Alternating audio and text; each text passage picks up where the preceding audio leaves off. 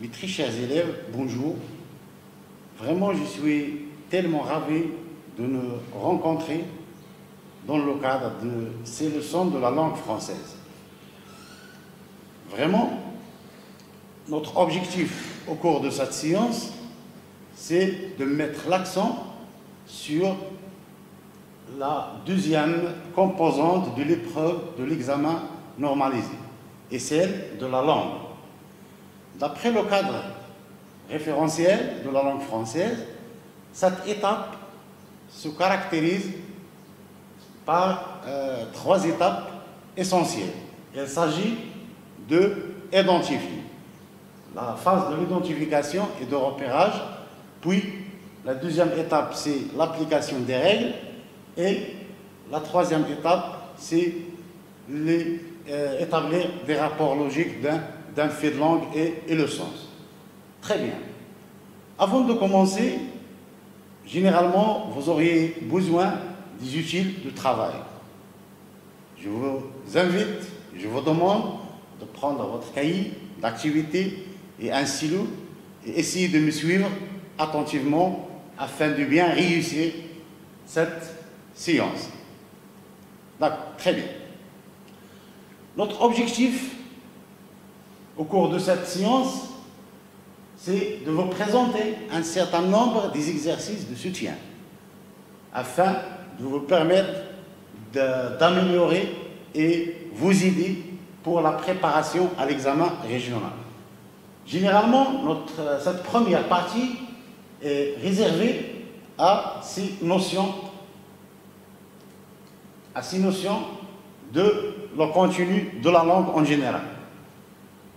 Nous avons le champ lexical, nous avons la subordonnée circonstancielle de but, nous avons aussi les temps de récit, et nous avons la subordonnée circonstancielle de comparaison, et enfin, nous avons la concession en général dans un cadre de communication. Très bien. Premièrement, on va entamer notre activité par le premier notion, celui de le champ lexical. Avant de passer aux questions, j'aimerais bien de vous rappeler c'est quoi le champ lexical. Nous avons dit que le champ lexical, c'est le nombre ou bien l'ensemble des mots qui appartenant au même thème.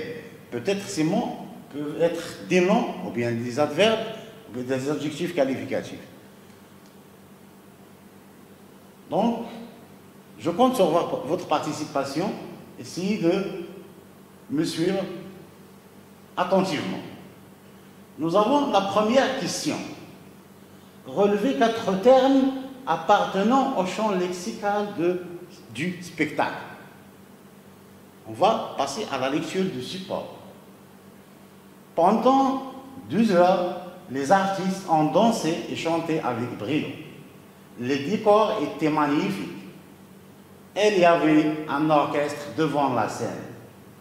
À la fin du spectacle, nous avons applaudi longuement. Après la représentation, nous avons rencontré les comédiens de l'hall d'entrée du théâtre. La question, c'est seulement de repérer et relever 4 termes appartenant au champ lexical du spectacle. Et comme vous avez déjà étudié ce genre de séquences au cours de la 2e année de cycle collégial. Très bien. Voilà. C'est bon? J'espère que vous avez bien repéré ces 4 termes. Très bien. N'hésitez pas, au fur et à mesure où je vous explique, je vous donne des questions, n'hésitez pas de noter les réponses sur votre cahier d'activité. La 2e question. Repérez un intrus dans chacune des séries de champs lexicaux suivants. La première série, nous avons bonheur, joyeux, rire, réjouir, écrire. Très bien. La 2e série, nous avons crime, tuer, fleur, criminel, meurtre. Très bien. La question, c'est de repérer et de relever un mot parmi d'autres dans chaque série qui est tout à fait différent aux autres. Si vous voyez le total des mots dans chaque série, nous donne appartenant en général à un champ lexical bien précis. Mais vous trouvez un autre terme qui est tout à fait différent aux autres termes. D'accord? Très bien, on passe. Troisième question. Complète cette série du champ lexical de l'eau par deux autres termes. Voilà. Vous avez le fleuve, arrosé, mouillé. Donc la question, c'est seulement de me donner deux autres termes au minimum qui appartiennent vraiment au champ lexical de l'eau. Et comme vous avez ce champ lexical, il est très riche avec des termes appartenant à ce champ. Très bien. La quatrième question. Proposez 4 mots appartenant au champ lexical des médias. Selon votre choix, vous pouvez me donner 4 termes appartenant au champ lexical des médias en général. Oui, très bien. La 5e question. Réécrivez ce texte en parlant d'une situation de joie. Le texte, voilà. Plus triste, plus rond, plus fort qu'une fontaine jaillissante. La mort de sa copine lui a causé du chagrin. Si vous voyez, généralement, cette phrase, vous avez... Oui, très bien, il exprime une situation de la tristesse.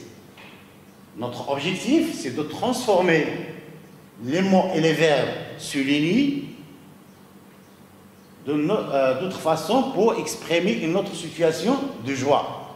Oui, très bien. Voilà, j'espère que vous avez bien répondu à toutes les questions. Donc, on va passer maintenant à la correction. La première question. Concernant les termes appartenant au champ lexical du spectacle, comme vous voyez, ce texte il est très riche avec ces termes. Vous avez des artistes, le verbe danser et le verbe chanter. Vous avez décor, vous avez orchestre, scène, applaudi, représentation, comédien et théâtre. Donc, très bien. Voilà. La réponse de la deuxième question. Oui, l'intrus dans la première série, c'est écrit. Si vous voyez, le champ lexical de la première série, c'est la joie. Donc, le mot vraiment qui est tout à fait différent, qui n'appartient pas à ce champ lexical, c'est le verbe écrire. Oui, la deuxième série, si vous voyez, le champ lexical, c'est de la tristesse. Donc, vous avez crime, tuer, donc c'est fleur. C'est tout à fait différent aux autres termes de la deuxième série. Très bien. La troisième question, donc, le champ lexical de l'eau, donc, je vous demandais de me donner 2 mots ou bien 2 termes appartenant au champ lexical de l'eau. Très bien. Vous avez peut-être vous dire robinet, couler, l'eau, la mer, la pluie, etc. Vous avez beaucoup des expressions, des termes et des verbes boire aussi. Vous pouvez ajouter à ces mots. Quatrième question dans laquelle je vous demande de me donner 4 termes appartenant au champ lexical des médias. Normalement, vous avez journal, radio, télévision, magazine, article, etc. Vous avez beaucoup des expressions de ce sens. La 5e question, dans laquelle je vous demande de transformer la première situation à une autre situation qui exprime la joie. Donc, plus joyeux, riant, plus fort qu'une fontaine jaillissante, sa réussite dans l'examen lui a rapporté de la joie. Oui, c'est bon? Prenez quelques secondes pour recopier et corriger votre réponse. Très bien.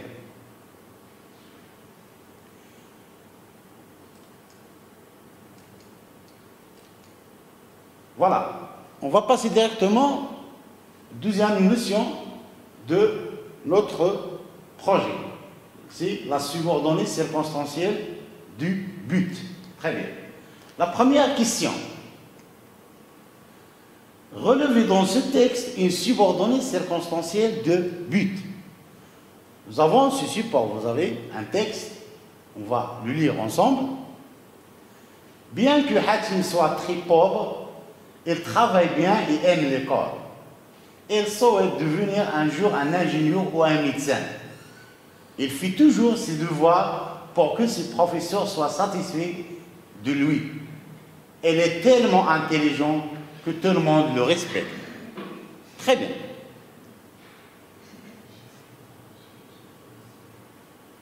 Oui. On va passer à la première question. Relevez dans ce texte une subordonnée circonstancielle de but. Oui, vous avez repéré? Très bien. Si vous voyez ce genre de questions, ce sont des questions d'identification et de repérage. C'est seulement d'après le support ou bien le texte, vous pouvez relever des réponses. Oui, la deuxième question. Remplace pour par une autre expression. Vous avez la préposition pour, donc notre objectif dans les deux phrases, c'est de changer pour avec une autre préposition. Vous avez Mohamed a pris un taxi pour arriver à l'heure. Wissal a fait des économies pour pouvoir partir en vacances. Oui, très bien. La première remarque que vous pouvez faire avant de passer aux réponses, vous avez le sujet tout d'abord. Vous avez ici Mohamed, c'est le même qui a pris le taxi. Et c'est le même qui cherche et qui veut arriver à l'heure. Donc vous voyez que vous avez le même sujet. C'est pour cela que le verbe, donc suivi de la préposition, toujours il est à l'infinitif. La même chose pour Wissal, oui, très bien. Wissal, c'est elle-même qui cherche de faire les économies, donc, et pour partir en vacances après. Donc, si vous voyez, pour les deux propositions, ont les mêmes sujets, donc, vous pensez directement aux prépositions convenables dans cette situation. La troisième question. Complétez avec de peur que, afin que, et pour les pointillés que vous avez dans ce texte. Vous avez un texte lacunaire. Vous avez des questions à trous. Donc notre objectif, c'est de remplir ce texte avec des mots convenables, des expressions convenables. Si vous voyez, nous avons maintenant ajouté d'autres expressions, c'est de peur que et afin que. Donc je vous conseille, je vous demande de faire attention au temps utilisé pour ce genre d'expressions du but. Un bon commerçant doit tout faire, oui, satisfaire sa clientèle. Il engagera des vendeurs compétents. Ses clients soient bien servis. Elle équipera son magasin d'un système d'alarme sophistiqué. Donc, des voleurs ne le cabrera. Très bien. Quatrième question. Relayez les prépositions en exprimant le but. Maman prépare 4 desserts. Elle veut régaler chacun d'entre nous. Oui. Mon père téléphone au plombier. Le plombier viendra réparer le chauffe-eau. Donc généralement, ici de faire attention seulement concernant les sujets de la subordonnée principale et la subordonnée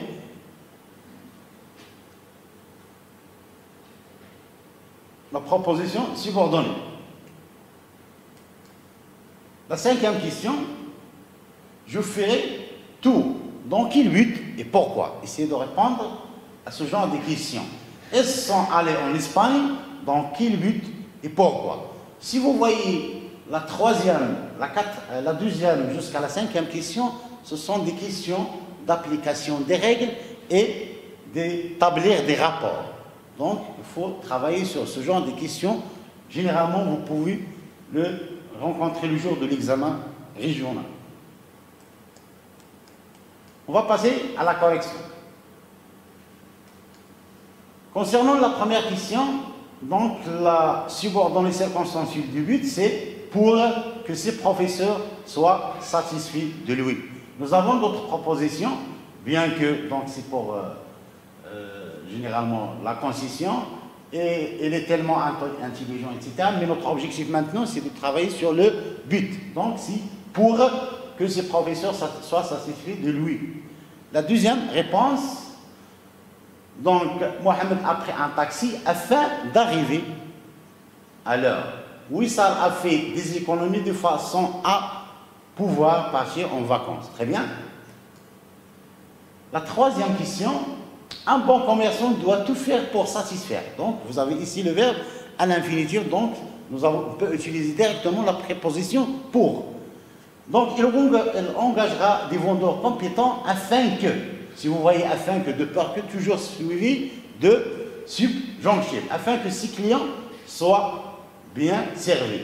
Et la même chose pour de peur que des voleurs ne le cambriolent. Très bien. La quatrième question.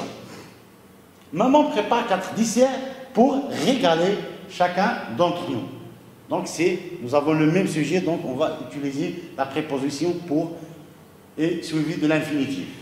Mon père téléphone au plombier pour qu'il vienne réparer le chauffe-eau. Si vous voyez le premier sujet, c'est le père, et le deuxième sujet, c'est le plombier, parce que c'est lui-même qui va réparer. Donc, c'est pour qu'elle vienne, donc on va utiliser le subjonctif. Très bien. La cinquième question, donc, donner le but, donc je ferai tout, dans quel but, etc. Je ferai tout pour que tu sois heureux. Très bien. Elles sont allées en Espagne pour rendre visite à leurs parents. Très bien. On va passer à la troisième notion de notre projet. Voilà, c'est le temps des récits qu'on vous avez déjà étudié auparavant au cours des leçons de la langue, les valeurs de temps des récits et surtout le passé simple et l'imparfait.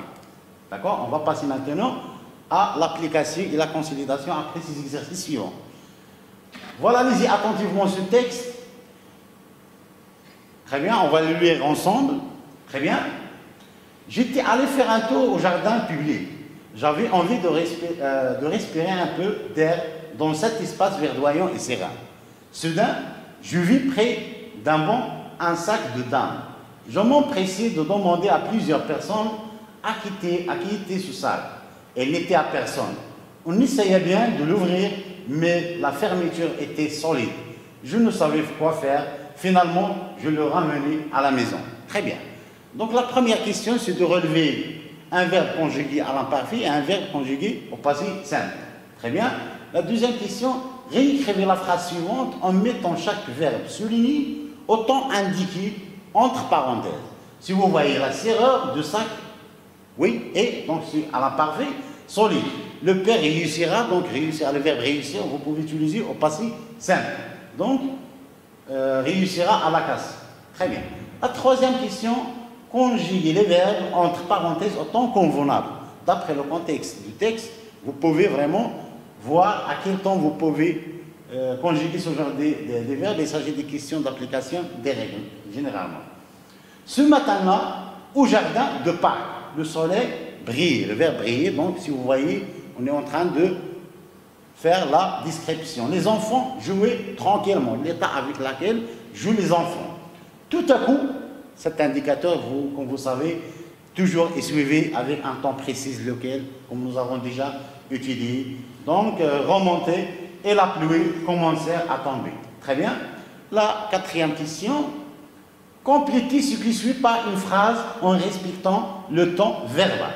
Vous avez ici, l'ambiance était belle au jardin. Soudain, vous pouvez imaginer, ça c'est pour établir des rapports logiques de ce fait de langue et le sens en général. Très bien, on va passer à la correction. Oui.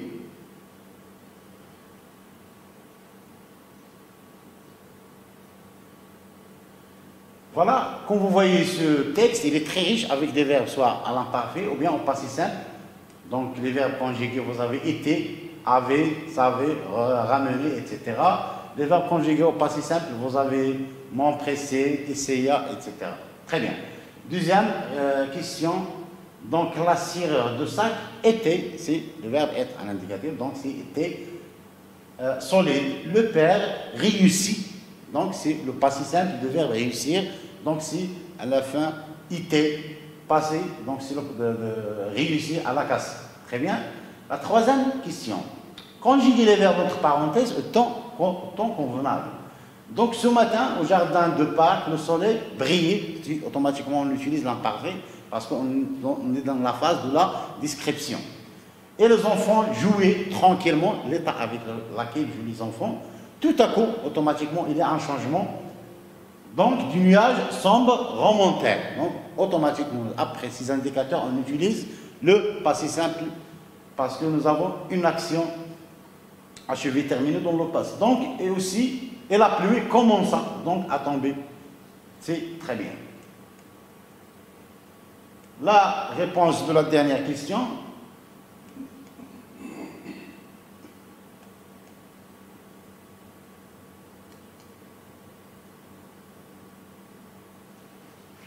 Bon. On va passer aux deuxième notion, c'est celui de la comparaison. Très bien. Nous avons la première question. Relevez dans ce texte une phrase qui exprime la comparaison. Il faut faire attention aux expressions utilisées, le comparatif pour vraiment utiliser la comparaison, parce qu'on est dans le moment de la pratique et des exercices. Voilà, de grands oiseaux blancs traversaient le fleuve avec des écarts brusques, pareils à des feuilles emportées par l'orage. Ivre d'air et d'espace, Benjamin regardait son père manœuvre avec une maîtrise dont aurait pu être jaloux n'importe quel pilote maritime. Un jour, je deviendrai aussi fort que lui, dit-il. Donc, vous avez la source, c'est d'après Christian, c'est La Rivière Espérance, édition, c'est Folio. Donc, notre question, c'est de relever dans ce texte une phrase qui exprime la comparaison. Très bien. Deuxième question. Dites s'il s'agit de la supériorité, de l'infériorité ou de l'égalité dans les phrases suivantes. Voilà. Le train est plus rapide que la voiture. Voilà le comparatif, il exprime, voilà, est-ce qu'il exprime la supériorité, ou bien l'infériorité, ou bien l'égalité. Nous avons eu moins de chance que nos adversaires. Très bien. Il est aussi intelligent que sa sœur. Très bien. Remplacez dans cette phrase plus que par moins que. La voiture roule plus vite que la moto. Donc, la voiture roule plus vite que la moto. Il s'agit d'une expression qui exprime la supériorité, donc en remplaçant avec moins que pour exprimer l'infériorité. Très bien. Exprimez une idée de comparaison dans les phrases suivantes. Nadia a 15 ans, sa sœur a 12 ans. Donc, quelle est l'expression convenable, le comparatif convenable utilisé dans cette phrase, dans cette idée. Très bien. Ce panier pèse 60 kg, celui-ci pèse 70 kg, 70 kg. Les chambres de premiers étages sont vastes. C'est le deuxième étage aussi. Très bien. On va passer directement à la correction. Donc, la phrase qui exprime la comparaison dans ce texte, c'est, voilà, pareil à des feuilles emportées par l'orage. Un jour, je viendrai aussi fort que lui. Donc, c'est les deux phrases qui expriment la comparaison. Bon, concernant la première phrase, vous avez plus que, c'est la supériorité. moins que, donc automatiquement c'est l'infériorité, aussi Q pour l'égalité. Très bien. Remplacez dans cette phrase plus que par moins que, la moto est moins rapide que la voiture, donc pour exprimer l'infériorité. Donc on cherche d'exprimer une idée de comparaison dans les phrases suivantes.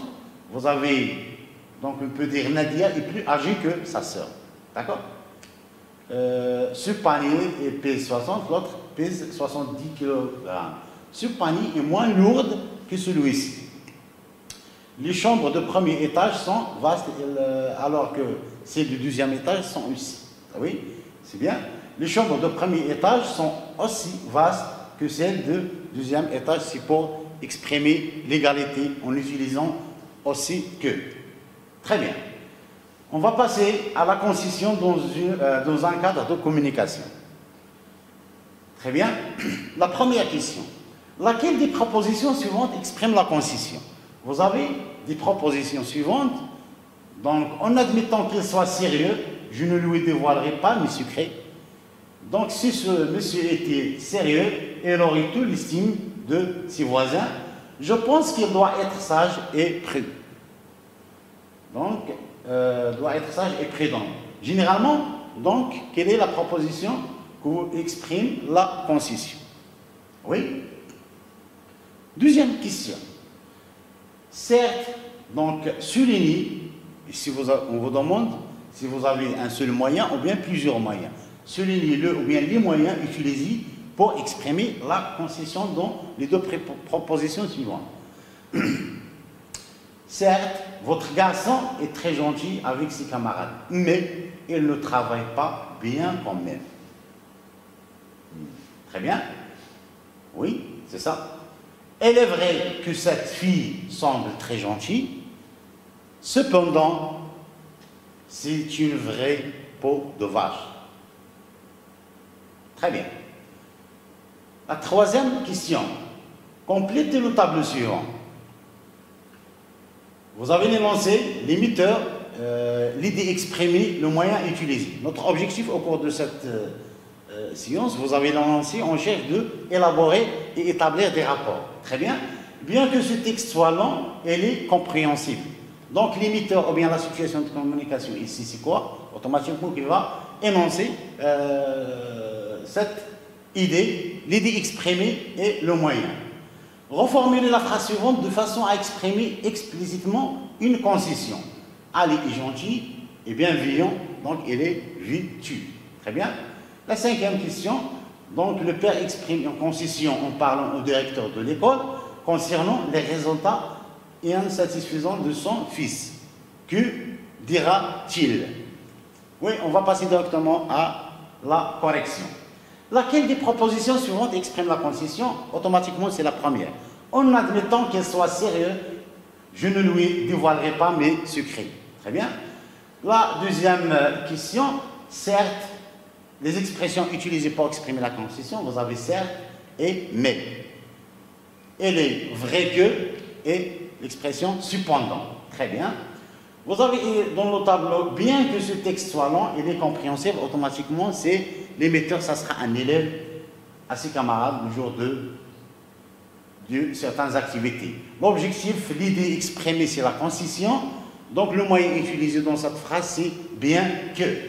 La quatrième question, Ali est gentil, donc est bienveillant, il est têtu. Même si Ali est gentil et bienveillant, il est têtu. D'accord? Malgré la gentillesse de Ali, et sa bienveillance, il est têtu. Donc vous avez beaucoup de propositions à utiliser pour exprimer la concision. Toujours, il faut faire attention à les expressions utilisées. Le père exprime une concision en parlant au directeur de l'école concernant les résultats insatisfaisants de son fils. Que dirait-il? Donc, malgré ses efforts, il n'a pas pu réussir. Même si mon fils a bien travaillé, mais il n'a pas réussi le jour de l'examen. Donc, j'espère que vous avez bien appris cette séance. D'ici là, je vous souhaite une bonne chance, un bon succès, et je vous dis au revoir